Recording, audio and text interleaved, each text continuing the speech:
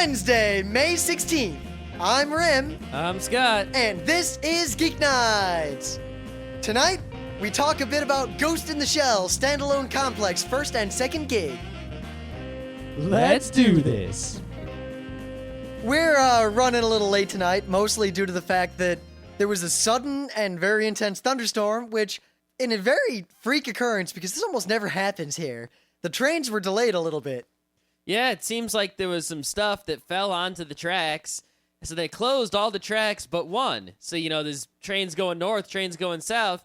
They have to switch the trains onto the track that, is okay, and then they let one train go south, and then when no trains going north can do anything, and they have to stop all these trains. And I sat in Ossining for like a half hour around. Yeah, luckily, I was out of the train, and I sat at Croton Harmon in a very comfortable train station for a half hour. I sat in a train, and I got tired, and I took a little nap and stopped playing my Pokemon. Now, the best part was, I didn't really care, because I have my dragon book that I've been reading that Emily gave me, and I was rather enjoying it, so I just sat down and kept reading. But you could tell people who commute often or commute into the city on a regular basis, or who are in generally cool affairs, people who can deal with difficulty, as opposed to the people who can't.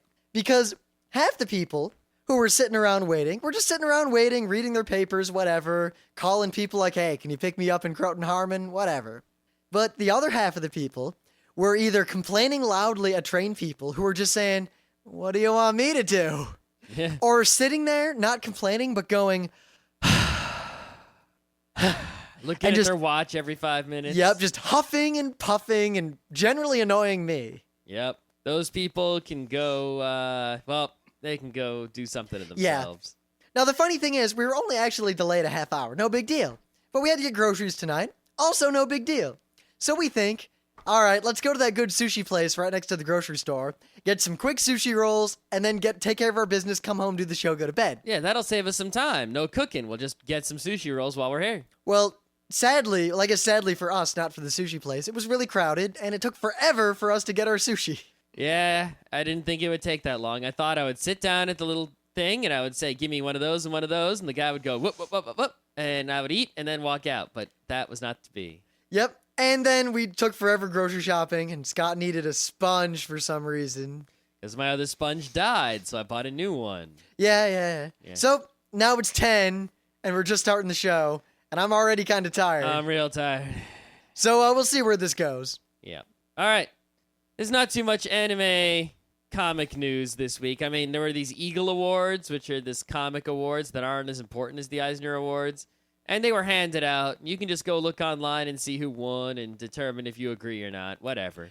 Wow, that was the laziest ass news I've ever heard. No. That's not my news. That's like a sub-news. That's why it's not the main news. But you didn't actually say anything. I know. I just wanted to let people know the Eagle Awards exist, and they were just awarded. Uh-huh.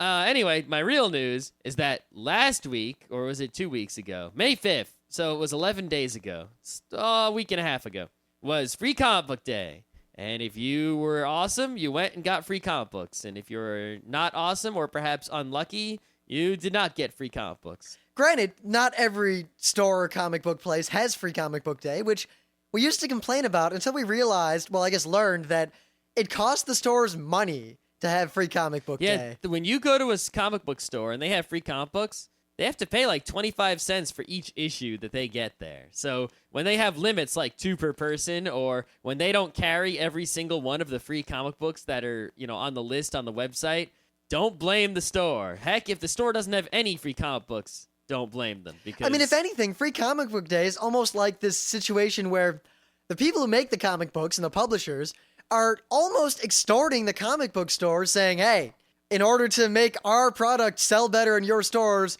we're going to charge you money to basically pay for our promotion. Yeah, I don't want to get into that rant again, but it seems like a large one of the problem of the comic book industry in America can be summed up in that the publishers have put all the onus onto the retailers for responsibility of sales, and the retailers are not up to the challenge. Regardless, last year we did a whole episode on the free comic books that we got, and I don't think that's necessary this year because most of them were eh. Yep, in fact, I read about half of them, and I was so unimpressed, I honestly just gave up. Yeah, as far as I'm concerned, if you're going to read any of the free comic books from Free Comic Book Day, the only ones really worth reading are the Mickey Mouse one, which was awesome, because, well, Mickey Mouse is awesome, and the Spider-Man, which is surprisingly awesome. I didn't read that one yet. Yeah, the thing about the Spider-Man one that you got to understand is it's written by Dan Slott, who I never heard of this guy. And then someone started pimping the fact that he wrote this mini-series about The Thing, the Thing for the Fantastic Four. So I bought the trade of that mini-series, and it was so funny. Like, it wasn't a serious superhero comic or whatever. It was just completely hilarious. So he wrote this Spider-Man, and I'm beginning to think that Dan Slott is possibly one of the less than 5 people living who can write an enjoyable superhero comic. An underwear pervert comic that is funny and not crap. So if you see a comic book written by Dan Slott, I think he works for Marvel, so you're probably not going to see any Dan Slott DC comics, you should buy it. I'm going to pretty much buy anything with his name on it until he proves that I shouldn't. Yeah, I would just like to point out the one that stood out as being particularly crap. The Transformers one. The Transformers the Archie one was Archie. The DC one. See, Archie, I don't expect anything from. I really don't care about Archie. All but right. I read the Transformers one because I kind of like Transformers, and I figure, all right, there's the movie coming out and everything. This might be cool. Yeah, the Transformers comic was a movie prequel. It's so lame and poorly written and poorly executed and just. It's everything I hate in a comic book. It's trying to take itself seriously, but yet at the same time, the premise is pretty weak. Yeah. And the characters... If the movie's going to be like this, I don't think I want to go see it now. I really have almost no hope for the movie. My only hope for the movie was that, hey, it's going to be pretty cool to see transforming action on screen. Except it's not, because you know what? It's just going to be the same CG we see all the time. It's just going to happen to have some cachet from our childhood. Yeah, I just want to point out that this kind of comic, this Transformers comic, is... a lot of independent comic publishers in America, like the Battlestar Galactica comic, is the same deal. What they're doing is, in order to get people to notice them, because, they're not Marvel or DC, so who buys their comics? Not many people. They go and they license properties like Battlestar Galactica or Transformers Firefly or something like that. They get a licensed property, and that way they can put their comic on the shelf, and even if people go, who the hell is this publisher? They say, ooh, Transformers, and they'll buy it anyway. And that's the way that these small comic publishers can get sales. The problem is they don't back it up by writing a good comic. They just say, hey, it's Transformers. It'll sell to whoever likes Transformers and no one else, no matter how good we write it. The Firefly comic sold really well, the prequel to the movie, but the comic was garbage and had nothing that made Firefly good was in it. Yep. And the Battlestar Galactica Free Comic Book Day was garbage. And it was also drawn in that muscly, big-breasted women style that I hate so much. Yep. The only other comic that I think is worth mentioning is the Wolfman one. Now, the thing about the Wolfman one is it's written by Robert Kirkman, and Robert Kirkman is sort of this strange comic writer. He's written a few things, and it seems like sometimes he writes something, and I love it, and it's awesome. Sometimes he writes something, and it's crap. Like, he wrote the recently canceled Marvel Team-Up series, which is awesome. And he writes Walking Dead, which is awesome, which is the current #1 zombie comic that keeps selling more and more copies every single month. You should read Walking Dead. If you're not reading Walking Dead, you're a fool. But he also writes Invincible, which is a kind of crappy generic superhero comic for Image that's kind of bleh. And he wrote this Wolfman, which is bleh. Yeah, it was just... I hate to use a word like this. It's kind of like calling something pretentious on the internet, but I found Wolfman to be very pedestrian. Wolfman was indeed quite pedestrian. Yes. So, Free Comic Book Day. They're free, so who gives a shit? You might as well get them. But if you're thinking about, purchasing any comics based upon, the free ones, I recommend purchasing all Mickey Mouse comics and all Dan Slott comics. So, we haven't had a lot of convention news lately, even though there has been a lot of convention news. Well, you know why? Because unlike last year, where we had a convention in June, conventions in July, convention in August, this year we have nothing in June, nothing in August, 3 conventions in July. Yeah, One, two, three. At least 3. If we were going to the San Diego Comic-Con, it would be 1, 2, 3, 4. God, and when is PAX? Luckily, well, I guess I think sadly, it's the first week in August. I'm not sure. Let me check. Sadly, we're not going to PAX, even No. though we vowed we would. We vowed we would go to PAX, and we vowed incorrectly. We were shit-tuckers. Someday. Oh, it's actually going to be August 24th. Oh, I guess we could go. Through 26/07. Oh, wow. Wow, if you go to the PAX website, which is pennyarcadeexpo.com, there's a countdown to PAX. There's a live clock ticking down. Man, I gotta say, I really like anime conventions. I mean, I've been going to Otakon for a long fucking time. God, is this going to be Otakon 6? 5? Yeah, 5 or 6 for us. I mean, So pretty many. much. Oh, God. I mean, I went to gaming cons since I was a little kid, but anime cons, I never really went to them until when we were at RIT, and I suddenly went to a whole bunch, and I realized that I liked them. I liked them a lot.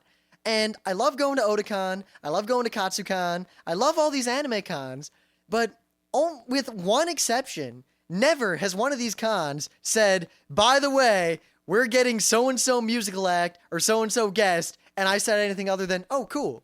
I mean, when Otakon got Laruku, I was like, oh, shit, wow. But other than that, I like the cons, but I never get excited about the guests.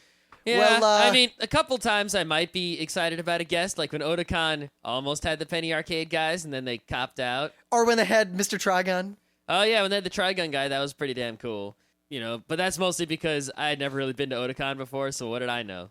Yeah, but even then, like the musical acts, I never really care about because I mean I like the music. TMR was I was all about that. TMR was awesome, but I wasn't like I freaked out. I didn't freak out, but I was pretty excited. But when it comes to PAX, they have without fail, as long as PAX has existed, always had musical acts to where I would have paid quite a bit of money to see them.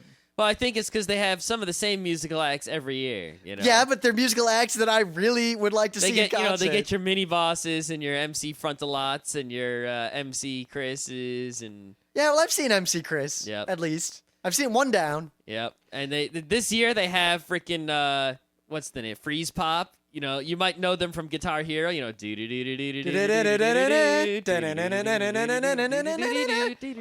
it's a good thing we don't have Guitar Heroes. Yeah, We might just have to take a week hiatus whenever we get it. Man, I can see this is gonna be crazy. God, I want to go to PAX so bad. I feel bad that I've missed all the past PAXs. Like I was there at those concerts in spirit, but at the same time, I missed out on those concerts, and I can never go experience them again.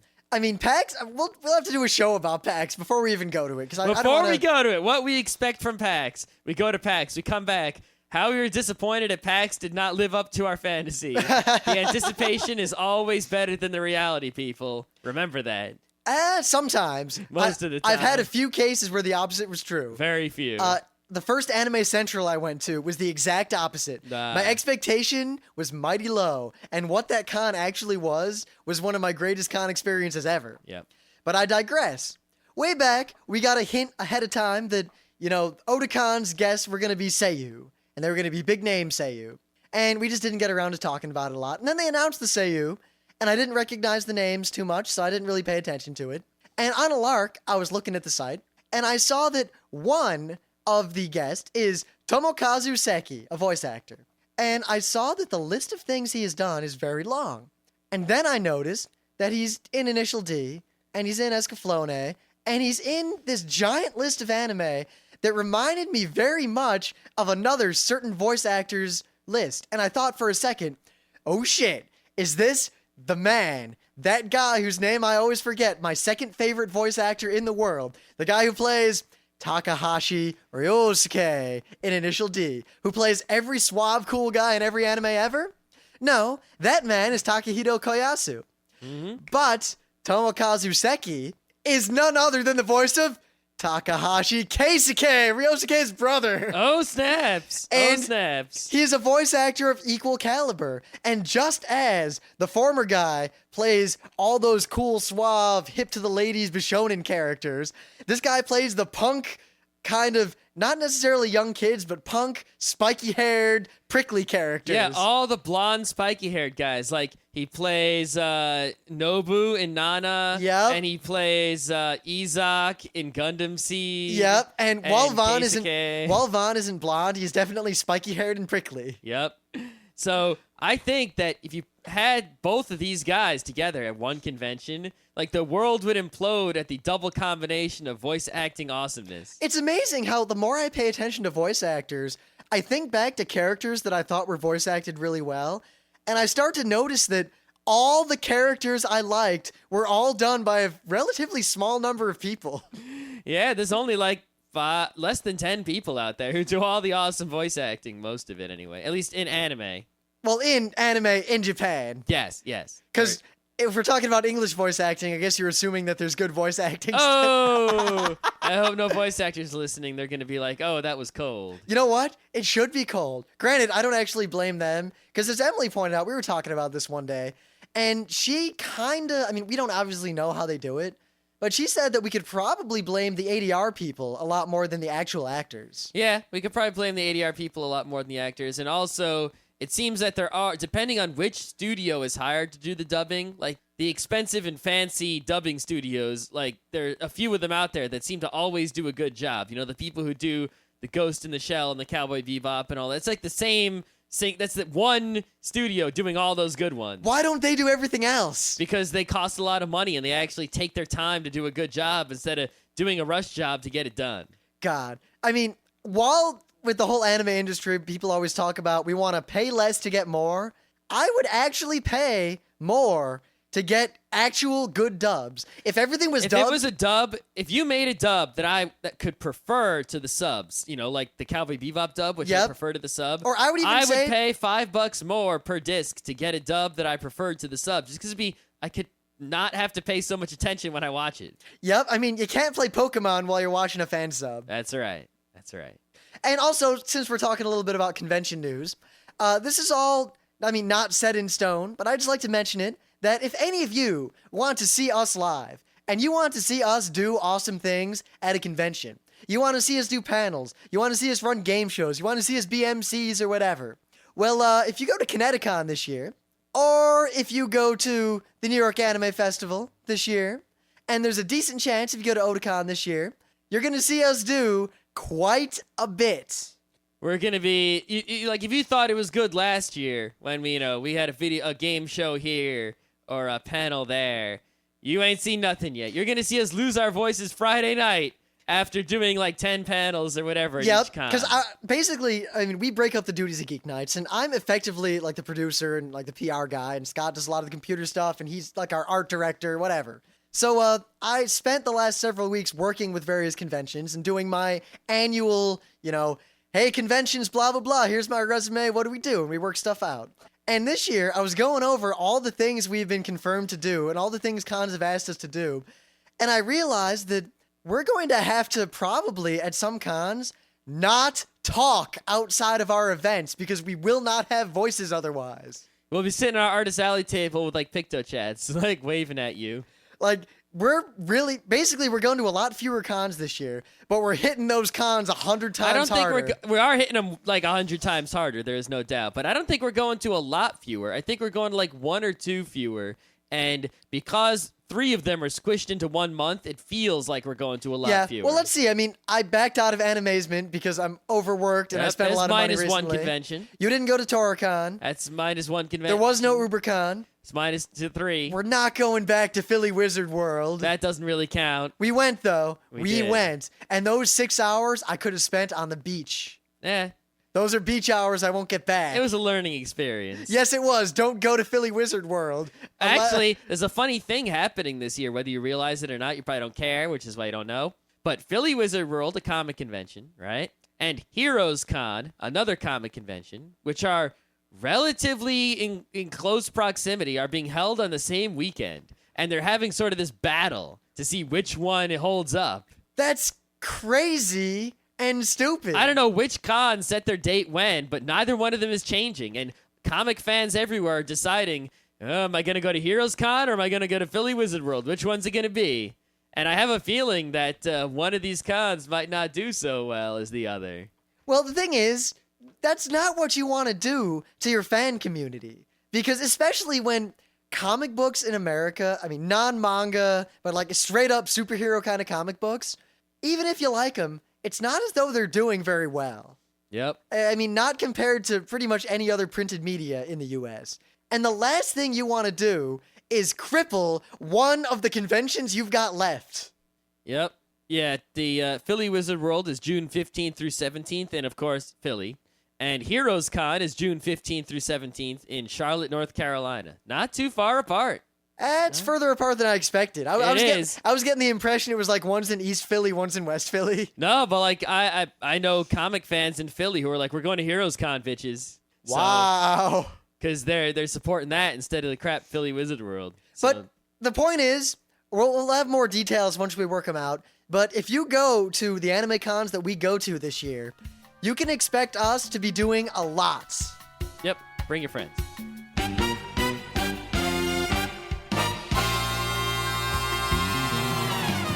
Things of the day. While I was pining looking for a thing of the day, I noticed that our friend Ido had emailed me a bunch of cool things. And one of these things I could not pass up because I had not seen it, and I believe she found it by accident while researching something else. And it's pretty damn cool. It also happens to be subtitled, so you can watch it straight up. Apparently, in the 80s, someone made a comic called Valhalla, and it is a Danish comic about, if you couldn't guess, the Norse gods. Oh, a Danish comic, you say? Well, someone has, or at least it was a Danish comic or a Danish cartoon adaptation of the comic. See, They might both be Danish. See, I likes me some European comics, like some Tintins and some Asterixes, but they're pretty hard to get in English. Like, Well, very simply, my thing of the day is a link to the video on YouTube of this adaptation of this comic. And it's pretty damn cool. And I really like Loki. What can I say? yeah, I watched this for like a minute or two, and it was pretty weird seeing an animation with, I guess, Dutch being spoken, because it's not a language I hear often. Like, when I first started watching anime with subtitles, like, hearing Japanese was weird, but now hearing Japanese is natural. But hearing Dutch was weird. I don't know. To me, it fit really well because it felt like... It did fit, but it stood out to me. Like, it was like sticking out, and I noticed it. And I would have had to watch probably the whole thing before I wouldn't notice it anymore. But yeah, it definitely looked really cool, and if I had some time to watch things like that, I would totally watch this. Dude, the first half is like 10 minutes long. Just watch it. I might. It depends. If I have time. All right. So, what's Geek Nights? Geek Nights is it's a late show, but for geeks. Well, there are other late shows out there where, we got our late show ideas from, but not our geek ideas from. Not terribly much so. No, not really. Because I've watched... Mostly what we have in common is that we're late. I've watched a lot of late shows, and I don't find them funny at all. No, late shows are mostly like dumb. David Letterman just isn't funny. No, and he's not. All those other, none of them are funny at all. Like, their jokes are so predictable and crap. And even, this is probably blasphemy to a lot of people, but people always talk about, yeah, Johnny Carson, he was the best entertainer ever. It was great. The show with Johnny Carson was like this amazing thing. And I've watched a ton of episodes of Johnny Carson's show. And I don't think I laughed more than once or twice at all. I just didn't really find it funny. Yeah. I like Johnny Carson. I like the things he says and does, but I don't like his show. I think the thing about a lot of those late night shows is that they're sort of like the only sort of thing that we have that can be called, say, a variety show.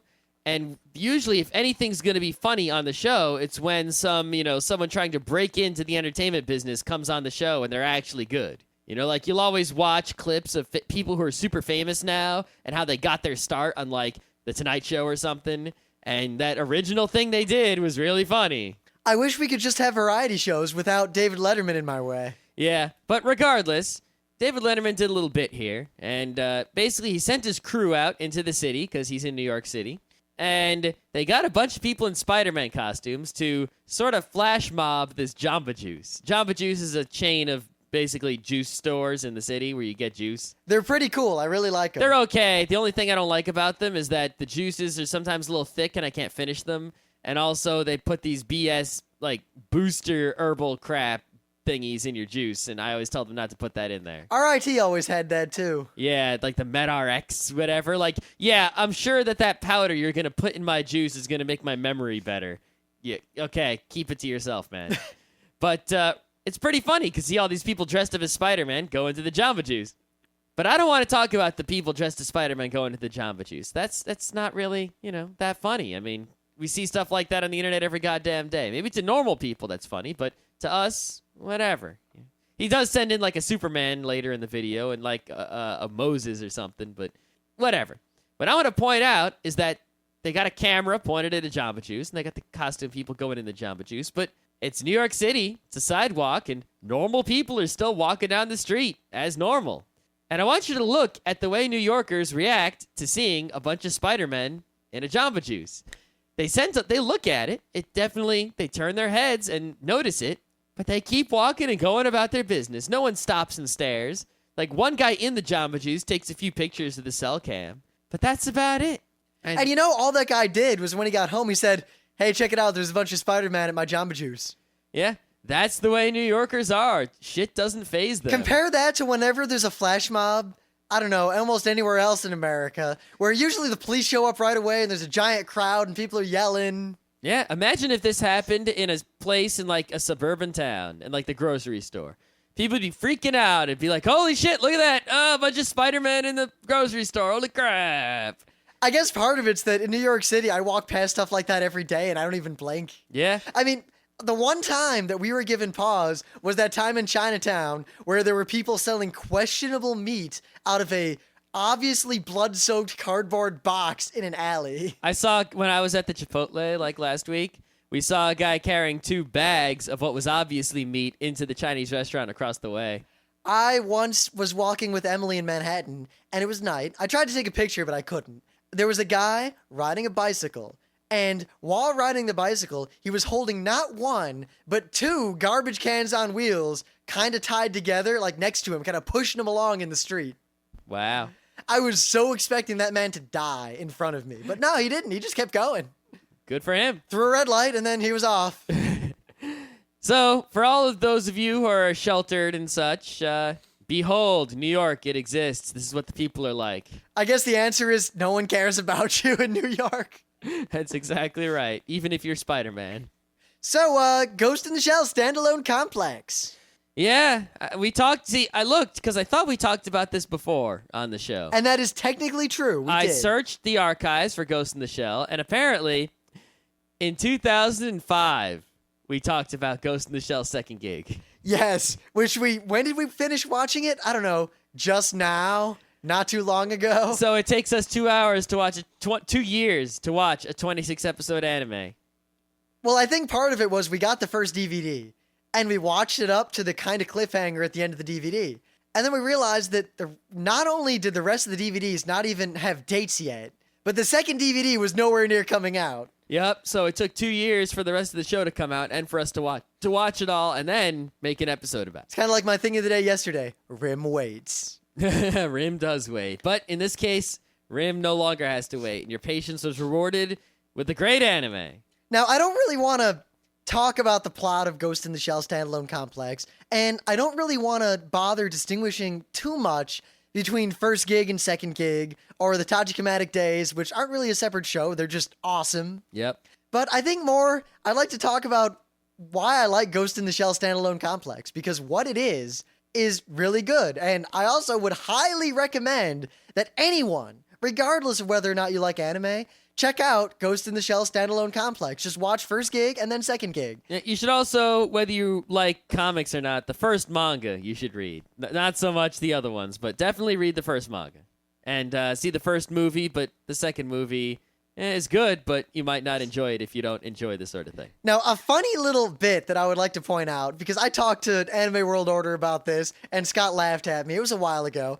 But while we were starting to watch second gig, I made some comment like, man, I love Oshii and all this, but I gotta say, I think he's doing standalone complex differently. Look, it's not like he normally does stuff. And Scott says, well, that's because he didn't do standalone complex. That's right. Yeah, Ghost in the Shell standalone complex is done by Kenji Kamiyama and not Mamoru Oshii. Yep.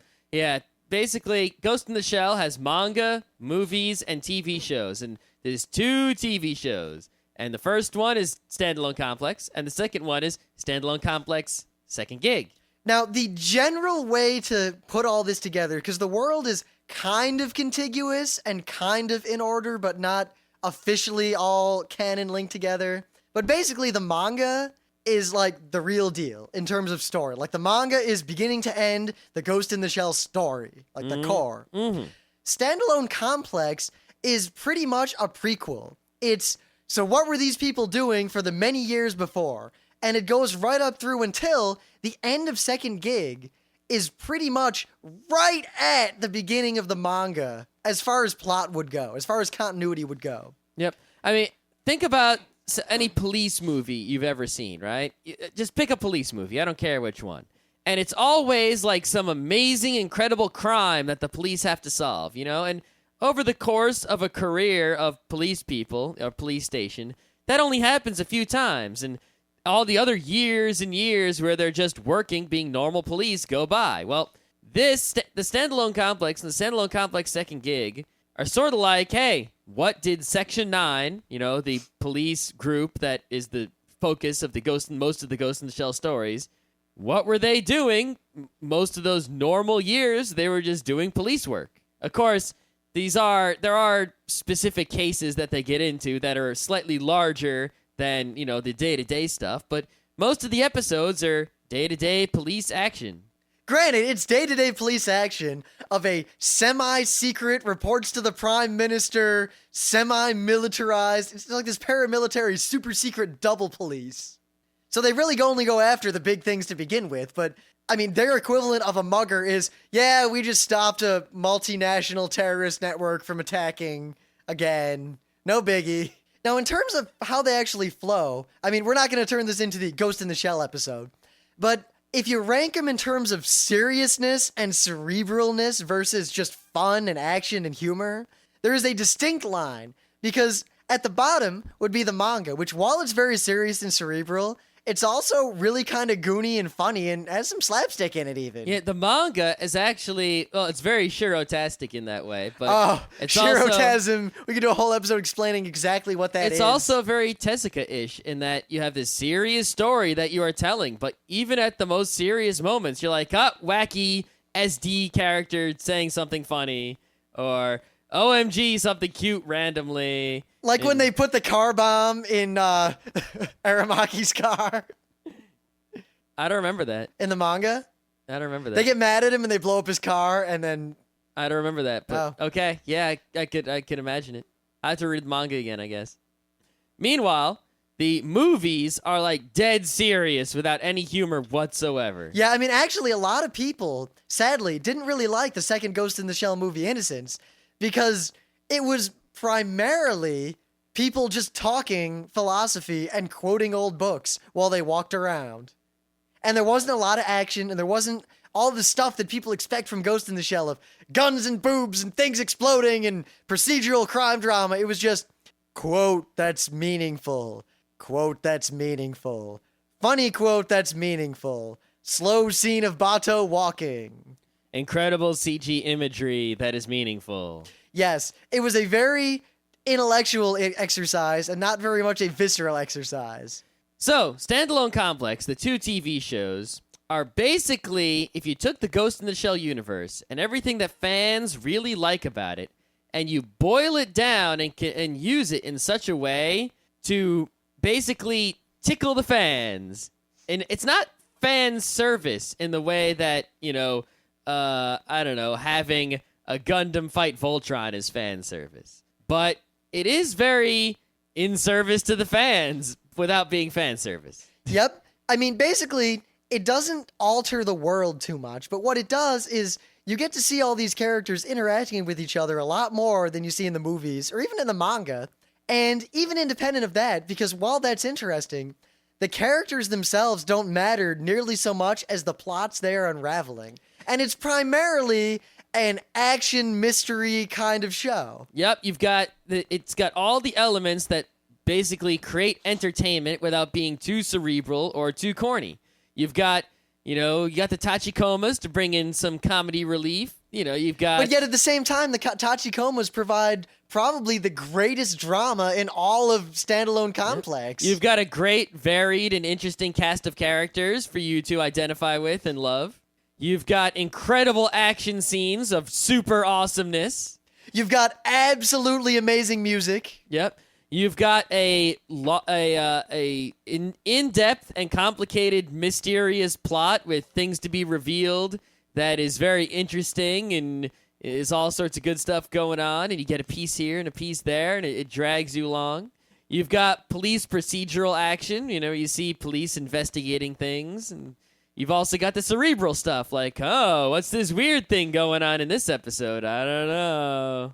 Oh, it's supposed to mean something. Look at that symbolism there with those paper cranes. Granted, in second gig, there is one scene where normally the symbolism and when things like that happened was generally very subtle and well done. But there's one scene, and those of you who've seen all of Standalone Complex will know exactly what I'm talking about, where someone is talking to someone else. Oh, that one. Yeah. And they mention Bato's name, and then it cuts to Bato, and he is holding a piece of wreckage from a building on his shoulder, and it is exactly in the shape of a cross, and he's screaming someone's name. That's like the only time that the show used the symbolisms like heavy-handedly. It was almost painful the way it hit you, but yet it was beautifully animated, and that almost made up for it.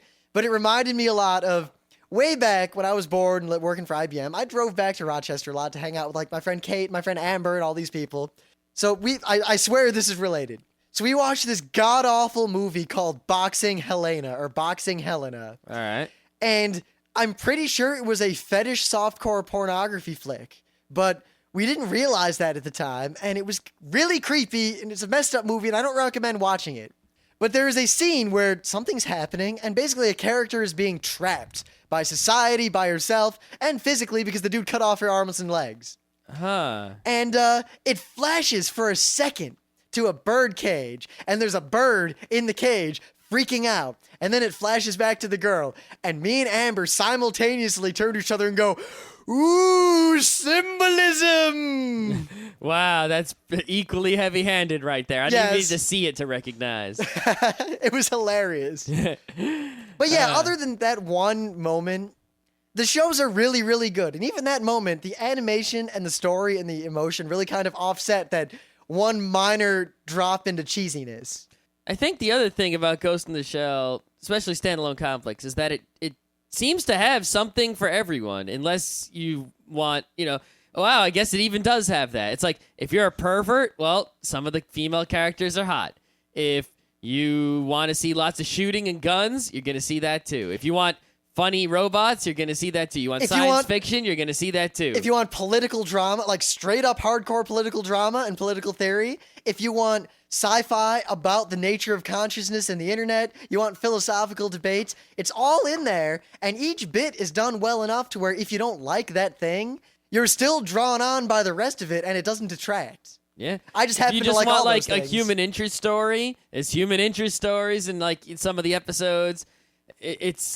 Wow, it really is sort of like the Everyone show when you think about it. Now, one thing that I really find interesting is that, now I'm not going to say, I'm going to call him Gitsack instead of Ghost in the Shell Standalone Complex from now on.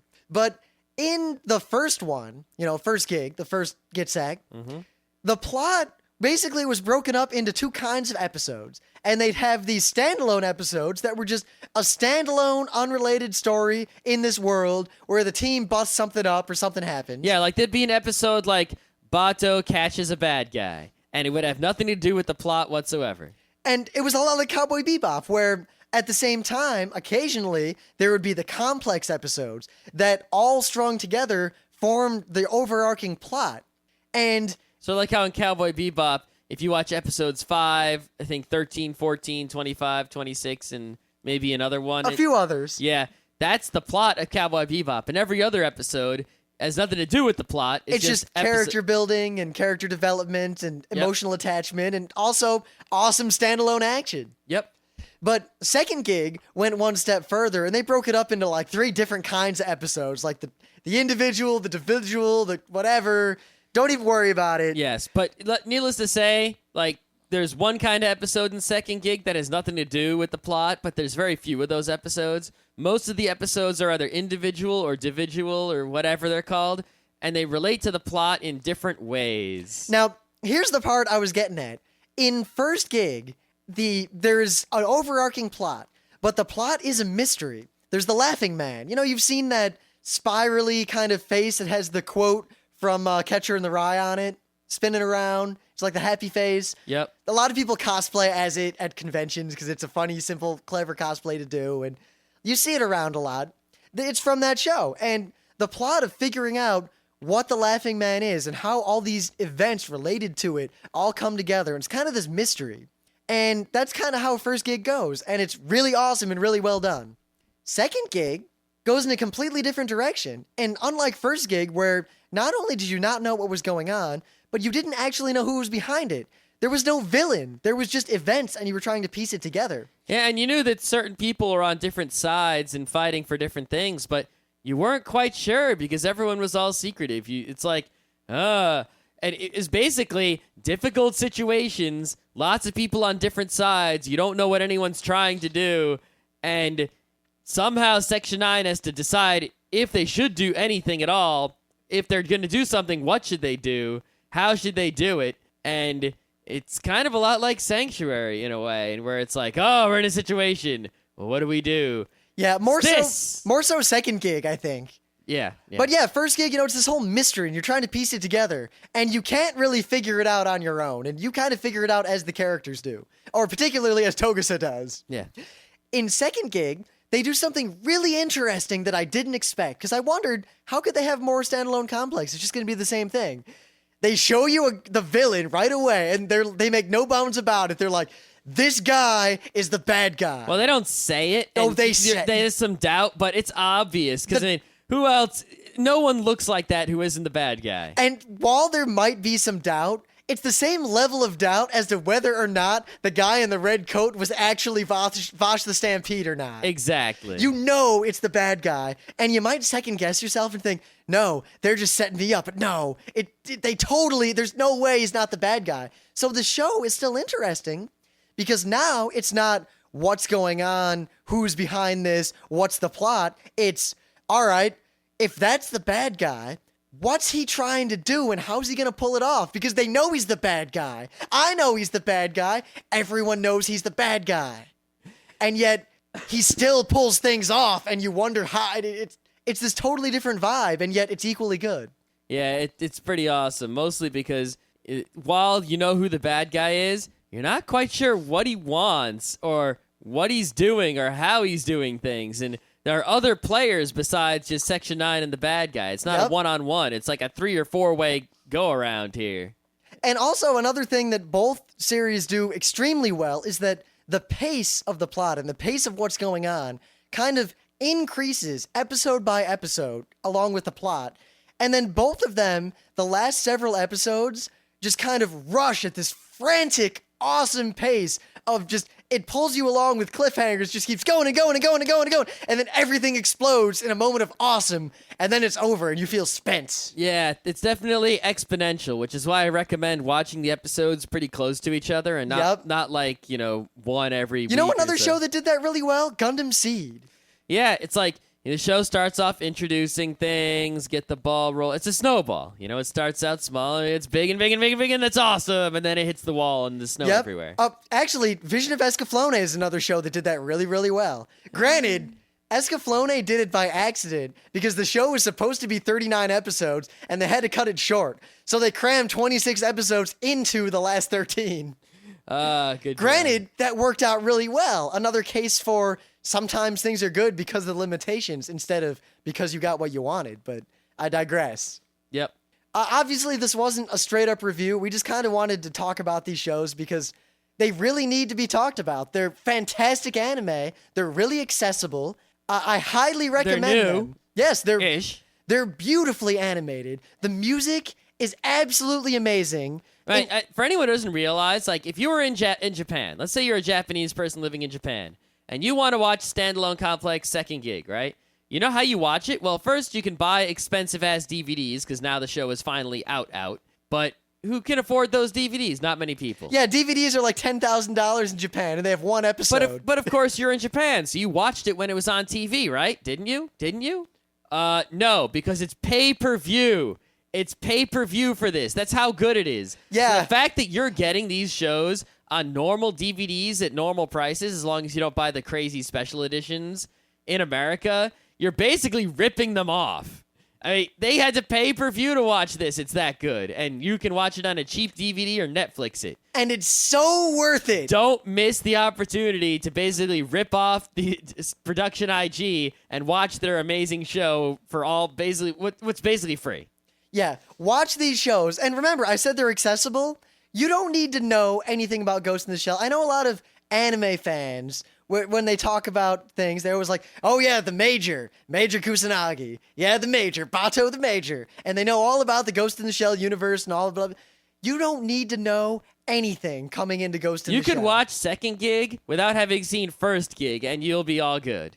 Yep. And I'm not going to spoil anything, but I just want to point out that First Gig does something that brought a tear to my eye. There's a very touching and extremely emotional and well done scene near the end.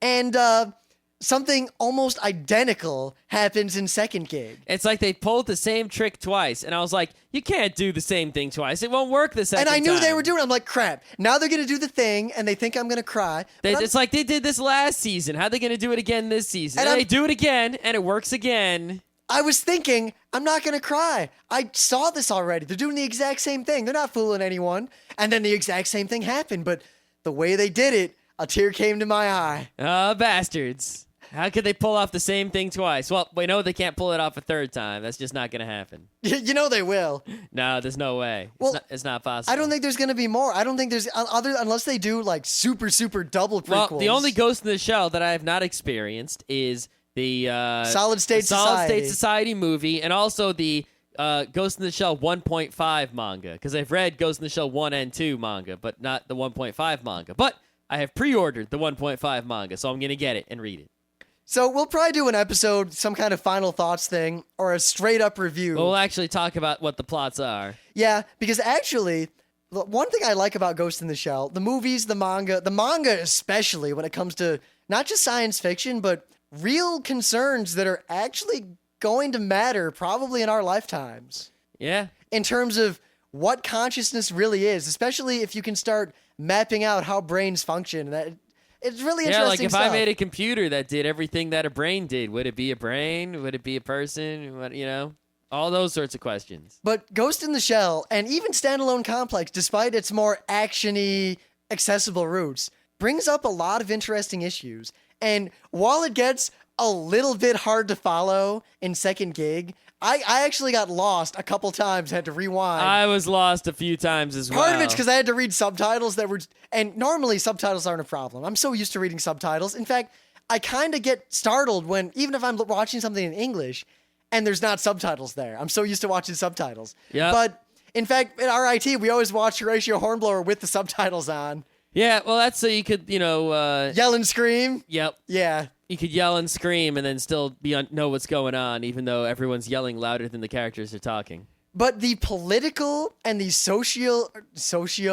I think I was going to get socio-political, but I already said political, so I'll just say social issues that Second Gig raises are fascinating, to say the least. Yes, but what ends up happening is the characters, when discussing things, will say these really long, complicated sentences with lots of things about politics, economics, and society, and it's kind of hard to follow in subtitles, everything that they're saying, and keep it in your brain. It's also hard because they'll have this huge monologue where the Major's explaining some social phenomenon. And I started thinking about it because it's really interesting and it's not something I'd considered before. And then there's a gunfight and I totally forget what the Major was talking about because now Bato's shooting some guy. And then in the next episode, it's like I don't really bring over any of the things they talked about in the last episode. And it's sort of like I get little pieces as I go along instead of getting the whole picture because I'm reading it and doing the subtitles. And the dub is an okay dub, so I think it might actually, even if the dub isn't as good as the Japanese voice acting, it might be worth it to watch just so you can get enough of the show into your brain. Yes, it is definitely one of the far and away superior dubs of modern anime. Yep. All right, I think we're done, and I have to go to bed because good Yeah, God. goddamn. Goddamn.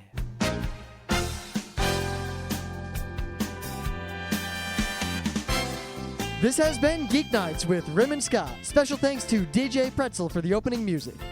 Be sure to visit our website at www.frontroadcrew.com, where you'll find show notes, links, our awesome forum, a link to our Frapper map, and links to all the RSS feeds. We say feeds plural because Geeknights airs 4 nights a week, covering 4 different brands of geekery.